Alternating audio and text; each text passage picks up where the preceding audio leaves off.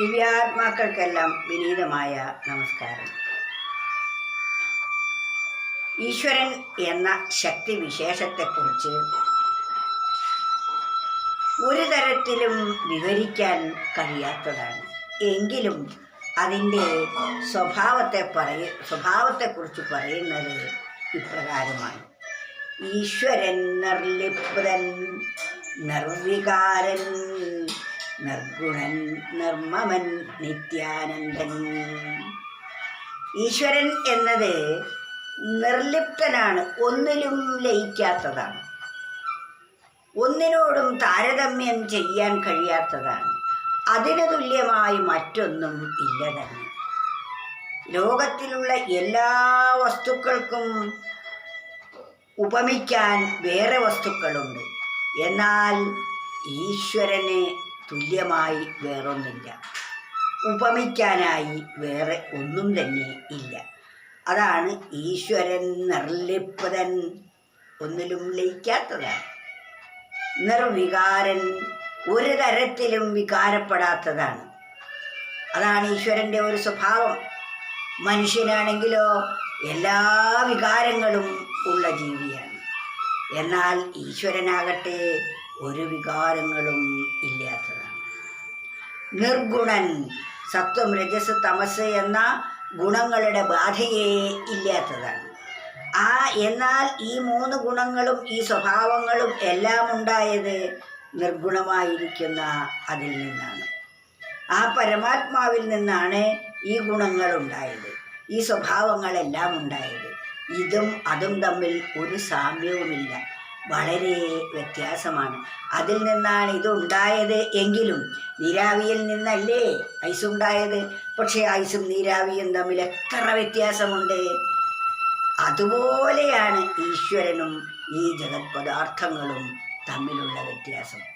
ഈശ്വരൻ നിർഗുണൻ, നിർലിപ്തൻ, നിർവികാരൻ മാത്രമല്ല, അത് നിർമ്മമൻ, ഒന്നിനോടും മമതയില്ലാത്തതാണ്. നിത്യാനന്ദൻ, ഈ അവസാനത്തെ ആ ഒരൊറ്റ പദമാണ് നാം ഓരോരുത്തരുടെയും അന്തർദാഹം. നിത്യാനന്ദനാണ് സർവേശ്വരൻ. എന്നും എപ്പോഴും ഒഴിച്ചാൽ ഒഴിയാത്തത്രയും ആനന്ദം നിറച്ചു വെച്ചിരിക്കുന്ന ഖനിയാണത്. അതുകൊണ്ടാണ് നമ്മളെല്ലാവരും ആനന്ദത്തെ ഇഷ്ടപ്പെടുന്നത്. ആനന്ദം ഇഷ്ടപ്പെടാത്തവരായി ലോകത്തിൽ ആരും തന്നെ ഇല്ല. എന്നാൽ ഇന്ദ്രിയങ്ങളിൽ കൂടി നമുക്ക് ഈ ലോകത്തിൽ നിന്നും കിട്ടുന്നത് സുഖവും ദുഃഖവുമാണ്. സുഖം ക്ഷണികമാണ്, ദുഃഖവും അപ്രകാരം തന്നെ. ഇത് രണ്ടും മാറി മാറി നമ്മെ ബാധിക്കുന്നു. സുഖം ഒരു ബിന്ദുവാണെങ്കിൽ ദുഃഖം മറ്റൊരു ബിന്ദുവാണ്. ബിന്ദുവിൽ നിന്നും ബിന്ദുവിലേക്കുള്ള ഒരു ചാഞ്ചാട്ടമാണ് വാസ്തവത്തിൽ ജീവിതം എന്ന് പറയുന്നത്. സുഖദുഃഖങ്ങളെ ഒഴിവാക്കണമെങ്കിൽ ഈ ജഗത് പദാർത്ഥങ്ങളിൽ നിന്നും മനസ്സിനെ വേർപെടുത്തുക തന്നെ വേണം. അപ്പോൾ മാത്രമേ സുഖദുഃഖാദികളിൽ നിന്നും നാം സ്വതന്ത്രരായി പരമമായ ആനന്ദത്തിൻ്റെ ഉടമകളായിത്തീരുന്നത്. സർവാനന്ദത്തിൻ്റെയും ഉടമ നാം ആയിത്തീരണമെങ്കിൽ നമ്മൾ ഇതിൽ നിന്നെല്ലാം മനസ്സിനെ വിടർത്തി അതുമായി താതാത്മ്യം പ്രാപിക്കണം. ഈശ്വരൻ നിർലിപ്തൻ, നിർവികാരൻ, നിർഗുണൻ, നിർമ്മമൻ, നിത്യാനന്ദൻ. ഇത് സത്യമല്ലേ?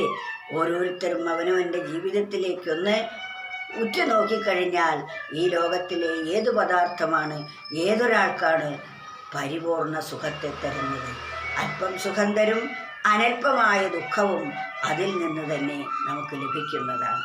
ശാശ്വതമല്ലാത്ത വസ്തുവിൽ നിന്നും ശാശ്വതമായ സുഖം തരാൻ സാധിക്കുകയില്ല. ഐസ് അല്പസമയം മാത്രം നിലനിൽക്കുന്നതാണ്. അതിൽ നിന്ന് നമുക്ക് എങ്ങനെയാണ് ഐസിന് ശാശ്വതമായ സുഖം തരാൻ കഴിയുന്നത്?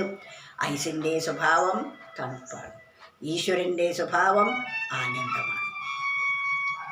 ആ സർവേശ്വരനോടടുക്കുമ്പോൾ മാത്രമേ പരമമായ ആനന്ദവും സ്വാതന്ത്ര്യവും സംതൃപ്തിയും സന്തോഷവും നമുക്ക് കൈവരിക്കാൻ സാധിക്കുകയുള്ളൂ. അതിനാൽ മനസ്സെപ്പോഴും അതിനെക്കുറിച്ചാണ് ചിന്തിക്കേണ്ടത് എന്ന് വീണ്ടും വീണ്ടും നമ്മോട് ആഹ്വാനം ചെയ്യുന്നു. ഈശ്വരൻ നിർലിപ്തൻ നിർവികാരൻ നിർഗുണൻ നിർമ്മമൻ നിത്യാനന്ദൻ.